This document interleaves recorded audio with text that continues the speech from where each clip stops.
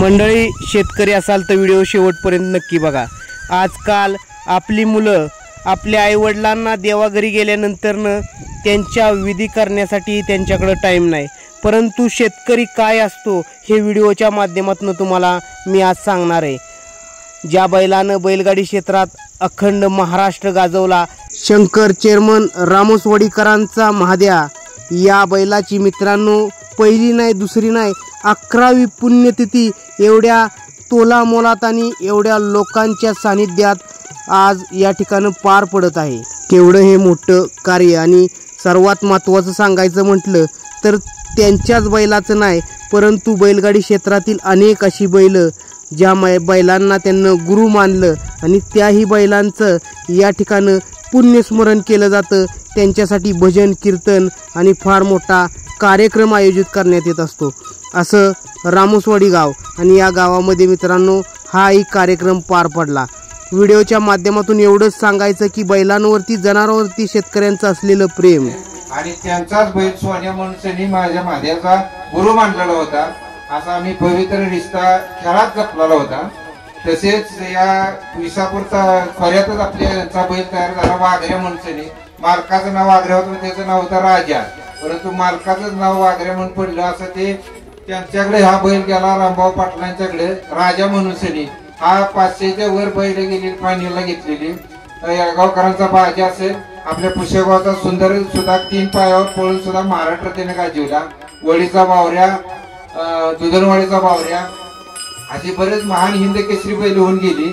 या सर्व बैलांना आपण या ठिकाणी 1 मिनिटभर शांत श्रद्धांजली व्हायची, तरी सर्वांनी 1 मिनिट शांत उभं राहून या सर्व महान हिंद केसरी बैलांना श्रद्धांजली व्हायची। आपण जेवण करण्यासाठी या तळवट साईडला बसून घ्यायचं आहे, सर्वांनी दर्शन घ्यायचं असेल ते दर्शन घ्यायचं।